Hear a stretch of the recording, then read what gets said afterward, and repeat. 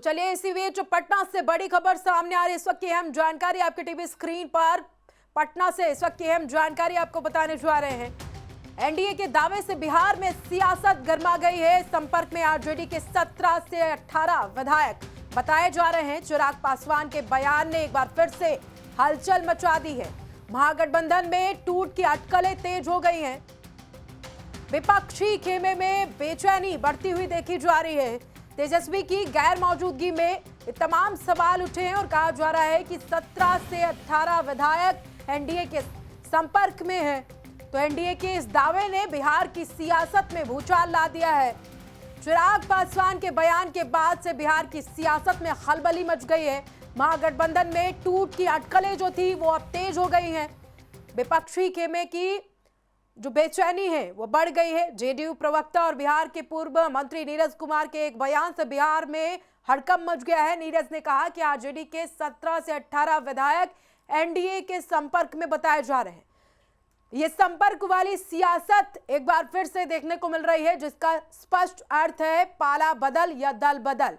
नीरज कुमार की तरह ही एनडीए की घटक लोजपा आर के सर्वे सर्बा और केंद्रीय मंत्री चिराग पासवान ने भी कहा कि पॉलिटिकल एक्सपर्ट्स इस तरह की संभावना से इनकार नहीं करते हैं कि इसके बावजूद कि अभी तक आरजेडी के नवनिर्वाचित किसी विधायक ने ना इस तरह का कोई बयान दिया और ना ही कहीं से इसके संकेत मिले हैं।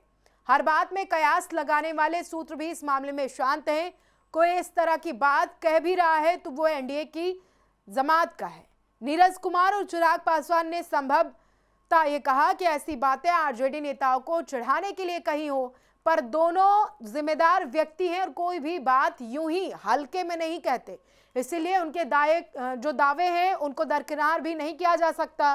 दरअसल महागठबंधन के 2 बार असफल सीएम फेस रहे तेजस्वी यादव के विधानसभा सत्र छोड़कर विदेश भ्रमण पर जाने के बाद इस चर्चा ने और जोर पकड़ लिया है।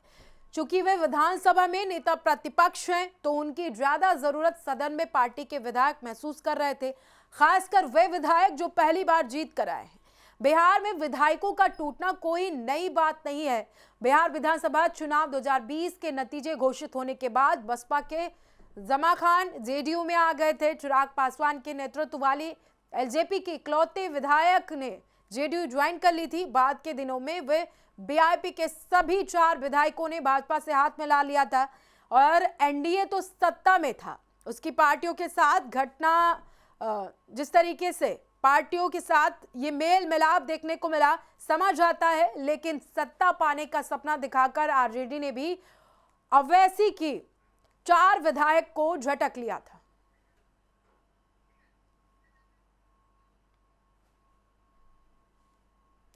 तो चलिए ज्यादा जानकारी के लिए हमारे सहयोगी संजय जुड़ गए हैं। संजय, देखिए बिहार की सियासत में एक बार फिर से दल बदल की राजनीति देखने को मिल रही है, उठा पटक जारी है, क्या कुछ अपडेट है इसको लेकर? आप बिल्कुल देखिए, जब से बिहार में एनडीए की सरकार बनी है और फुल बहुमत में सरकार है, तो ऐसे में लगातार कहा जा रहा है कि विपक्ष के जो कई विधायक हैं वो जेडीयू के संपर्क में हैं और कभी भी टूटकर वो एनडीए के पाले में आ सकते हैं। और ये कयास लगाए जा रहे हैं, ये सूत्रों के हवाले से लगातार खबरें चलाई जा रही हैं और खबरें चल भी रही हैं जिस तरीके से, इससे साफ जाहिर है कि कभी भी जो आरजेडी के जो 25 में से 13 ऐसे विधायक हैं वो जो है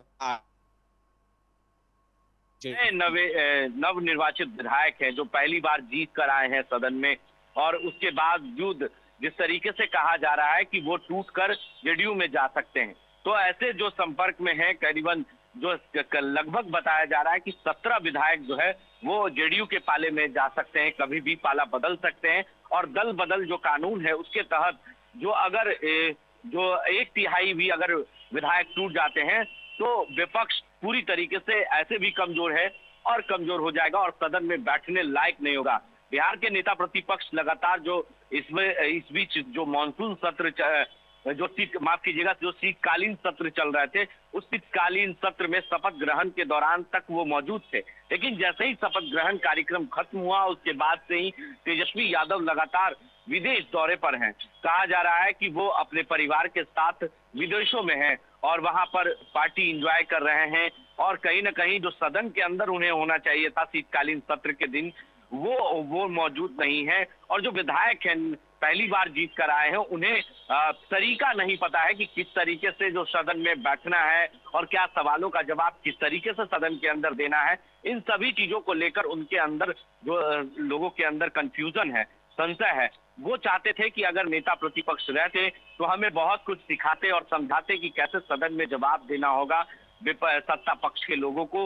विपक्ष पर जब हमलावर होंगे तो कैसे उन्हें जवाब देना है, किस तरीके से जवाब देना है, ये सारा तौर तरीका जो है उन्हें कोई बताने वाला नहीं है। क्योंकि पहली बार जीत कर आए हैं और सदन के अंदर बैठने का पहली बार मौका मिला है, तो जाहिर सी बात है कि उन्हें बहुत कुछ सीखना होगा सदन के अंदर।